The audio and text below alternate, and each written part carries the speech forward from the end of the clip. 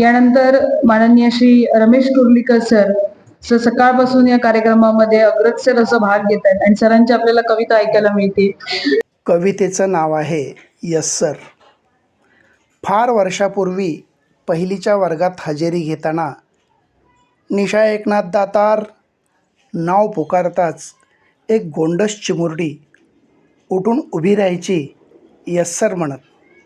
वर्ष उलटल्यानंतर दुसरीच्या वर्गात पहिल्याच दिवशी हजेरी घेताना नाव पुकारताच थोडी रडवेली होत जवळ येऊन म्हणाली, सर माझं नाव चुकलंय लिहायला, निशा गुलाब बागवान हवं आहे.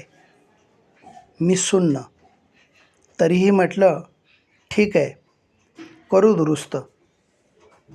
आणि पुन्हा तिसरीच्या 6 महिन्यानंतर तिची तीच तक्रार, माझं नाव निशा मायकल गोवेन लिहा अशी. तेव्हाही मी हो बाळा म्हणालो. तिचं नाव बदलता आलं हजेरीच्या नावाच्या कागदी तुकड्यावर वरिष्ठांच्या परवानगीनं. नशीब बदलायची हिंमत ताकद नव्हती माझ्याकडं. तिच्या डब्यात पोळी भाजी भाजी भाकरी याऐवजी वडापाव भजी भडंग किंवा असंच काहीतरी कोरडं असायचं. कधी म्हटलं, निशा माझ्या डब्यात आज पोळी जास्त आहे, घे ना तुला एक, तर म्हणायची तुम्ही माझ्या डब्यातला चिवडा घेणार असाल तरच. एकदा पालक सभेत बऱ्याच विनंतीनंतर तिची आई आली होती शाळेत. डब्याबद्दल बोलताना सांभाळून घ्या निशाला इतकंच बोलली. तेव्हा समजलं तीच निशाची आई होती. माझ्या येण्या जाण्याच्या रस्त्यावरच्या थिएटरसमोर ती उभी असायची नटून थटून. एरवी रस्त्यावरून जाणारा पुरुष दिसला की त्याला रोखणारी तिची घायाळ नजर मी समोरून जाताना खाली झुकायची. 7वी नंतर निशाची शाळा संपली. माझीही बदली झाली. दिवस, आठवडे, महिने आणि कित्येक वर्ष उलटून गेली. परवा ती मला दिसली. 1.5 तपानंतर त्याच रस्त्यावरून जाताना, तिथेच जिथे तिची आई उभी असायची, गिऱ्हाईकांच्या शोधात. मी म्हणालो, मनीषा. तिची नजर झुकली, गहिवरली, कातर स्वरात म्हणाली, यस सर. तिचे अश्रू पुसण्यासाठी माझे हात अपुरे ठरले. ती म्हणाली, सर आता नाव बदलायची गरज नाही, मी फक्त निशाच आहे, पुढे दुसरी नावं जोडतच नाही आता. किती बदलावीत नावं? दररोज 4-4 नवरे होतात आणि खरं सांगू, मी त्यांची नावंही विचारत नाही, गरजच नाही त्यांची. मी आता आईचाच व्यवसाय स्वीकारला आहे, तिच्या म्हातारपणाची सोय करण्यासाठी माझ्या देहाची विक्री करण्याचा. सर पुन्हा एकदा निशा म्हणा ना, फक्त एकदाच. मी म्हणालो, निशा. आणि मी निशब्दपणे आठवत राहिलो कधी काळच्या तिच्या कोमल आवाजातील अभिवादन, yes sir, yes sir, yes sir, हताशपणे. धन्यवाद सर. आपण एक समाज व्यवस्थेतला महत्वाचा भाग आणि त्यावर भाष्य केलं. धन्यवाद सर या कवितेसाठी. मी माननीय सुपेकर सरांना विनंती करते की त्यांनी सरांचं पुस्तक भेट देऊन सन्मान करावा. यानंतर मी पुढचं जे कविता वाचन आहे. धन्यवाद गावकर मॅडम.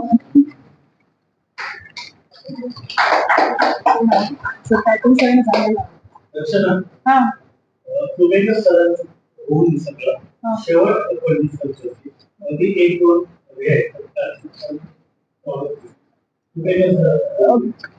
भाषण करून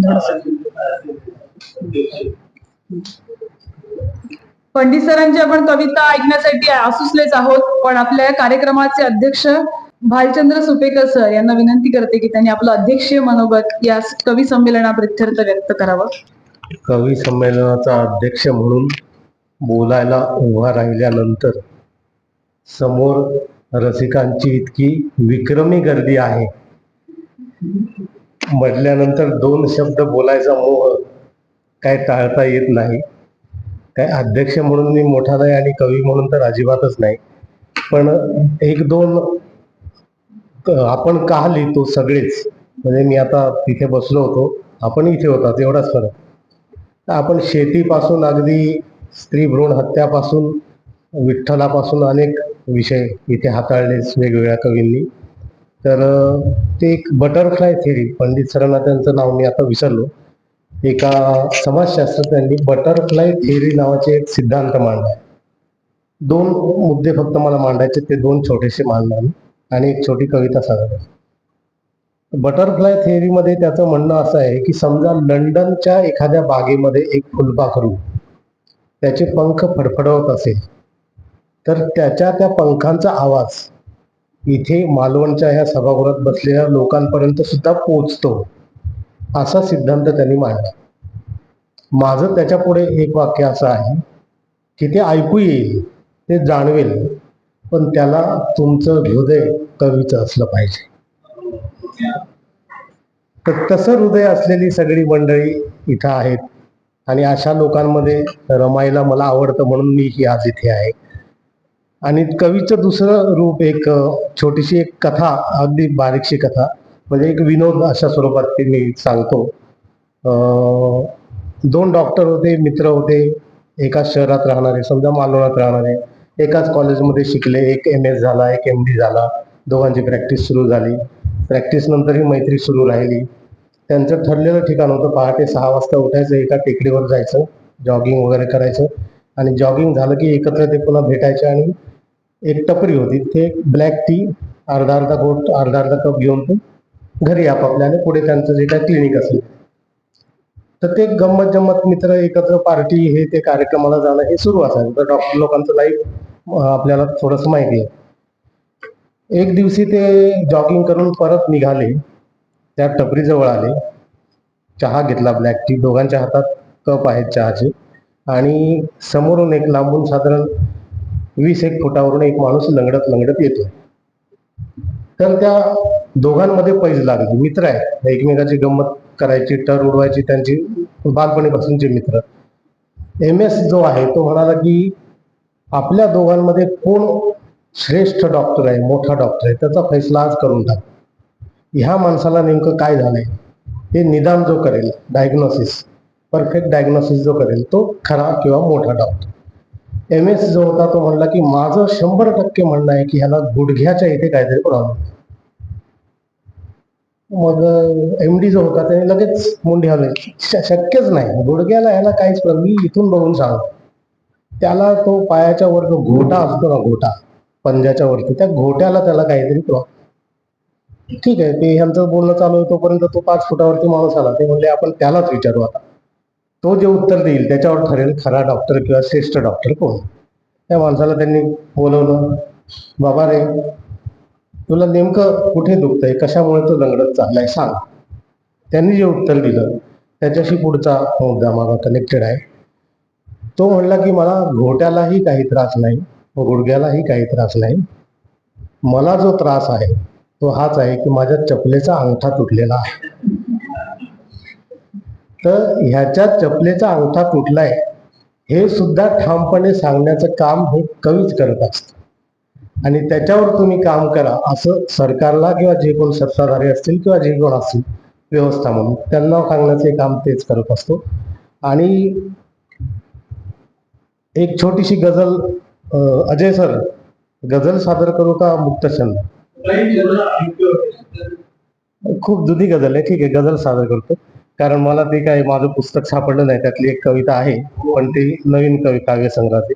तर एक गझल सादर करतो 4च शेरची, म्हणजे पटकन आपल्याला ओळखता येईल, कारण मला सुद्धा पंडित सरांचं ऐकायचंय. ही पण जवळपास 20-22 वर्षापूर्वीची गझल आहे. हा, गझल अशी आहे, 4च शेर आहेत मोजून. वाटेतले बगीचे, वाटेतले बगीचे नुसते बनाव होते, वाटेतले बगीचे नुसते बनाव होती, वाटेतले बगीचे नुसते बनाव होते, तिथल्या फुलाफुलांचे काटेच साव होते. वाटेतले बगीचे नुसते बनाव होते, तिथल्या फुलाफुलांचे काटेच साव होते. गंधित पाकळ्यांची मखमली वाट होती. गंधित पाकळ्यांची मखमली वाट होती. मातीत पावलांचे थिजलेले घाव होते. हा एक शेर, तिसरा विशेष शेर आहे. शहर पिंजून सारे, शहर पिंजून सारे माणूस शोधला मी. शहर पिंजून सारे, परब साहेब, शहर पिंजून सारे माणूस शोधला मी. चौकात अवघे पण नंगे जमाव होते. शहर पिंजून सारे माणूस शोधला मी. चौकात अवघे पण नंगे जमाव होते. आरशात शोधला मी माझाच चेहरा जेव्हा. शहर पिंजून सारे माणूस शोधला मी. चौकात अवघे पण नंगे जमाव होते. आरशात शोधला मी माझाच चेहरा जेव्हा, जे आजकालच्या काळाला लागू होते. आरशात शोधला मी माझाच चेहरा जेव्हा, कळले मला की माझे, म्हणजे UID नाही, काही नाही, ते सगळं चालू आहे ना, तुमची ओळख काय. आरशात शोधला मी माझाच चेहरा जेव्हा, कळले मला की माझे जगणे निनाव होते.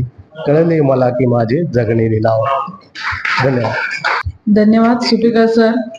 आपल्या अध्यक्षीय भाषणामध्ये आम्हाला सुंदर अशी गझल ऐकायला मिळाली, बटरफ्लाय थेरी सांगितली, आणि त्याचप्रमाणे कवी हा खऱ्या अर्थाने समाजाचा आरसा आहे, ज्याला सत्य परिस्थिती दर्शवण्याचं सामर्थ्य त्याच्या लेखणीमध्ये आहे. धन्यवाद सुपेकर साहेब. तुम्हाला देणाऱ्यांनाही समाधान मिळतं ना, त्यांच्या बायोडेटात रेश वाढेल. अमुक अध्यक्षाचा माझ्या हस्ते सत्कार झाला. हा जो कार्यक्रम होतो त्यामागे अनेक माणसं आपल्या पाठीमागे कार्यरत असतात आणि त्या माणसांमुळेच अनेक कार्यक्रम होत असतात. मातोंडकर सर किंवा मी किंवा आमची टीम असेल, ही पुढे दिसणारी असतील, पण एक अदृश्य हात असतात ज्यांच्यामुळे जेवण मिळतं, चहा मिळतो, नाश्ता मिळतो, राहण्याची व्यवस्था, ही बोर्ड तयार केले जातात, ही सगळी व्यवस्था केली जातात. अतिशय माणूस म्हणून आणि कार्यकर्ते म्हणून आमचे मित्र असणारे इथले व्यवस्थापक आचरेकर सर आहेत. आचरेकर सरांचं एक आपण पुस्तक देऊन एक अभिनंदन करूया. सर या.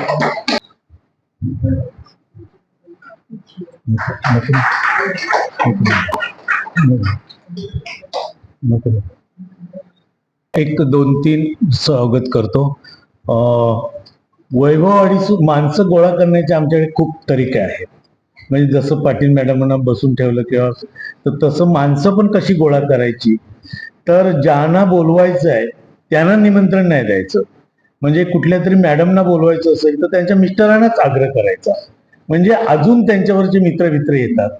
तर आमच्या संजीवनी ताई आहेत ना, त्यांना इथे येण्यासाठी आणि बाकीचे लोक म्हणजे त्यांचे दुसरे विद्यार्थी आहेत, तुळसनकर सर किंवा दुसऱ्या पहिल्या बॅचच्या त्या आमच्या पवार मॅडम या निलेश असेल, त्यांना सगळ्यांना आणण्यासाठी एकच माणूस म्हणजे आमचे SN पाटील सर. पाटील सरांनी इकडे यावं आणि आमचं स्वागत स्वीकारावं.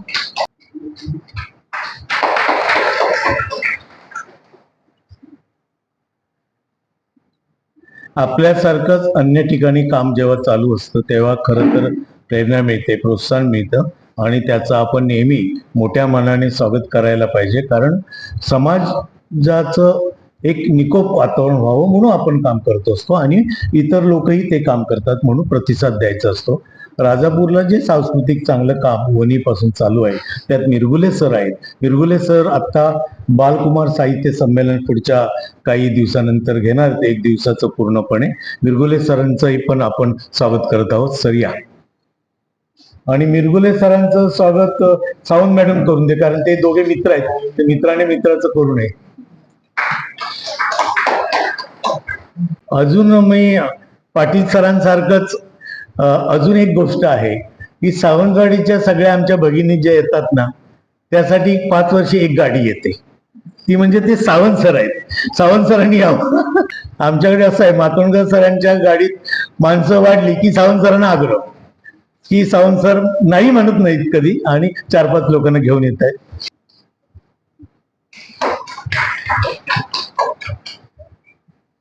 आता आमच्यात नवीन ऍड झालेले आहेत भोसले सर. कणकवलीवरून आता प्रत्येक वेळी गाडी घेऊन येणार. भोसले सर तुम्ही या, तुमचंही स्वागत आपण करूया.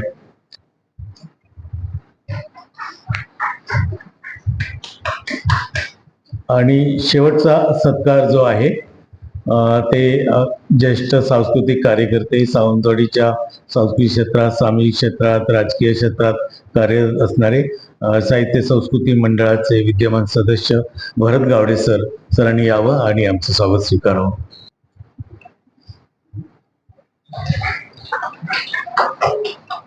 आणि यानंतर पंडित सरांच्या एका कवितेने समारोप होईल.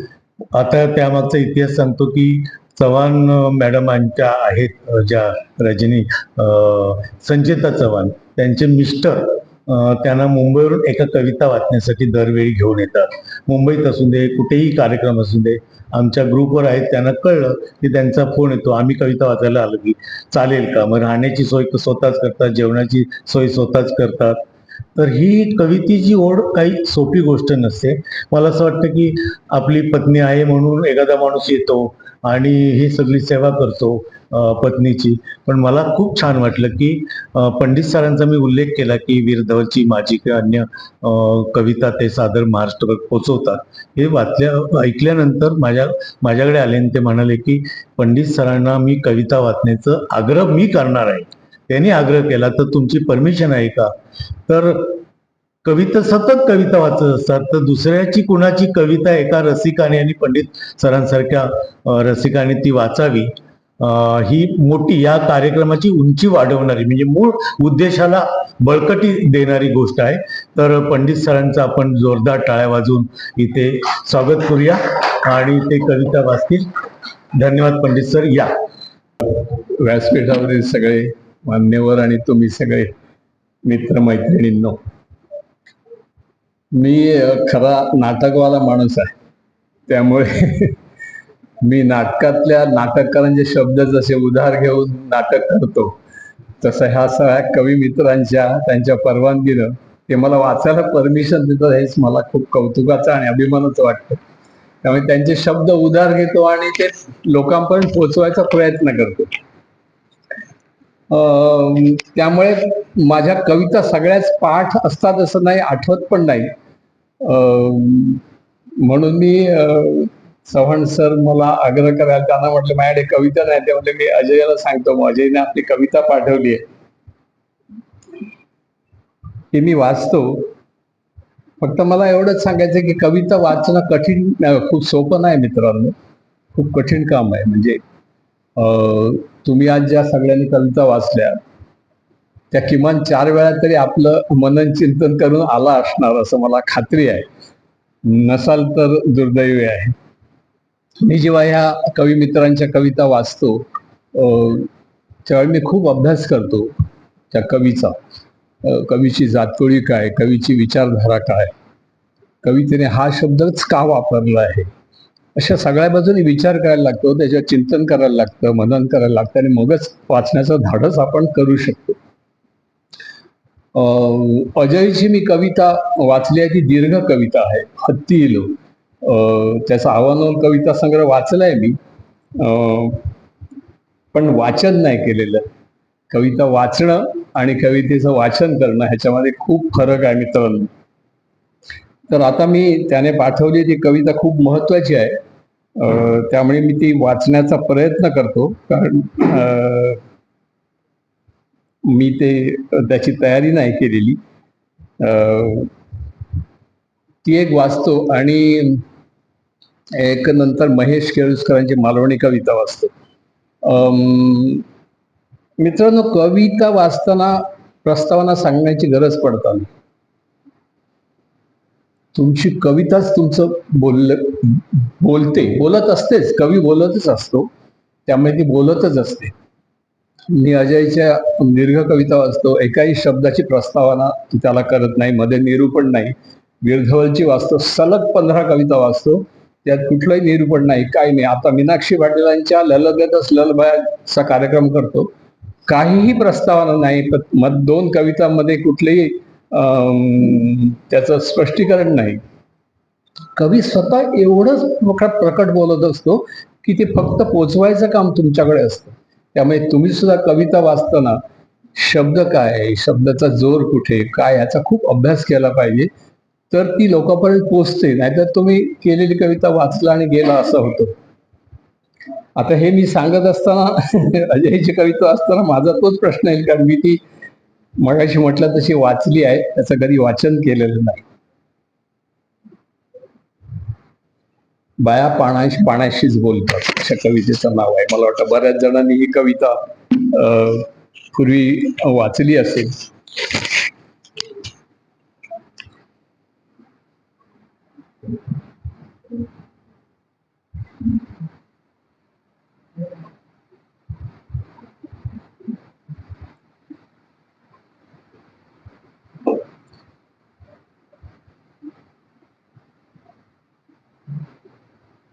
बारीक आहे ना टाईप, तो वाचायला.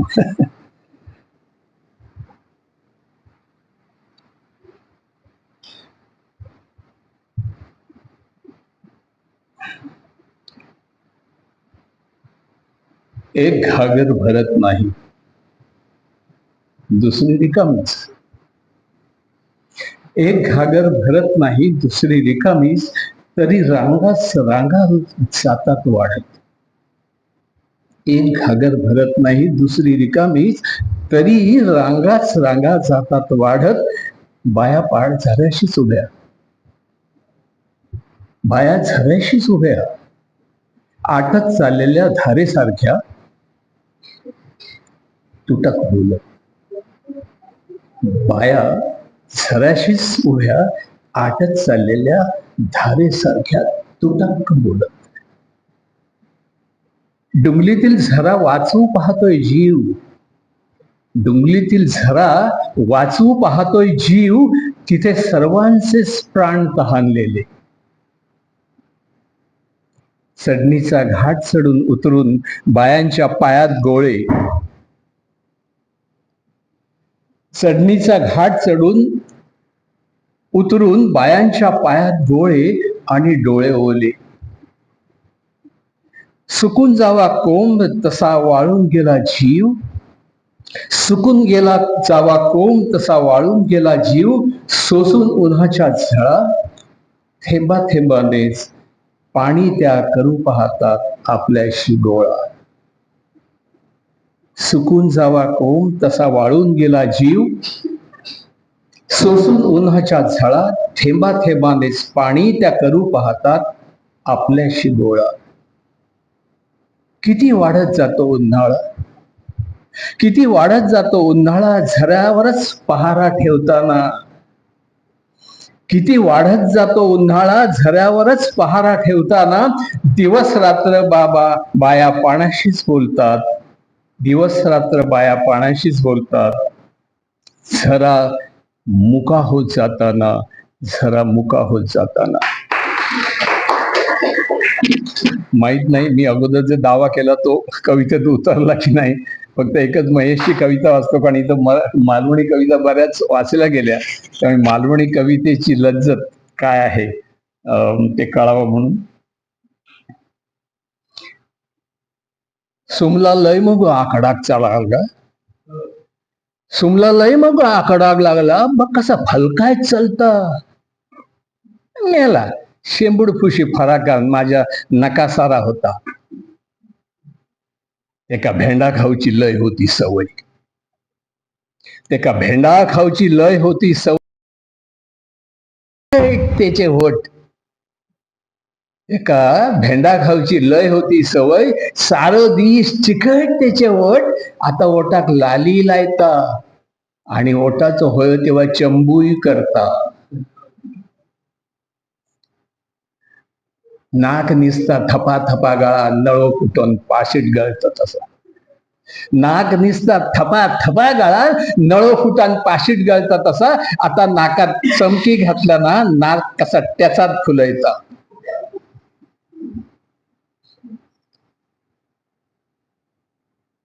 सुमल्याचे केस म्हणजे काय सांगू, बैलाची दाई खूप बरी. सुमल्याचे केस म्हणजे काय सांगू, बैलाची दाई खूप बरी. आता आंबाडोळ घालता आणि वरती शेवटीची पाती माळता. दुष्काळात असत जसे म्हशीचे डोळे, तीच होती सुमल्याची दशा. दुष्काळात असतात जसे म्हशीचे डोळे, तीच होती सुमल्याची दशा. आता मला सुरमो घालता आणि डावडोळ होय तेव्हा गपकन बंद करता. काय म्हणतस? किती गेले पावसाळे? हिला ध्येनात माझ्या सुमला आता 16चा झाला. ही मालवणी कविता महेश वाचली. कविता ऐकायची असते तर तुमच्या गावात मी कार्यक्रम करतो कविताची, ते जरूर तुम्ही पुढाकार घेऊन आयोजित करा. झाडांच्या कविता म्हणून एक मी कार्यक्रम करतो. महर्षी व्यासांपासून त्याचा पट सुरू होतो, ती शेवटी वीर धवन आणि अजयच्या कवितेवर थांबतो. मध्ये संत कवी येतात, पंत कवी येतात, सगळे कवी येतात, अर्वाचीन कवी येतात. खूप मजेदार आहे कार्यक्रम. मगाशी दोघा तिघांनी त्या पण कविता वाचल्या पर्यावरणाच्या. मला साटम कविता करतात हे माहितीच नव्हतं. त्यामुळे मजा आली खूप. सगळ्यांना धन्यवाद. थांबतो. धन्यवाद पंडित सर. उत्कृष्ट लिखाण काय असावं हे कांडर सरांच्या कवितेतनं कळतं आणि उत्कृष्ट वाचन कसं असावं हे पंडित सरांकडनं कळतं. धन्यवाद.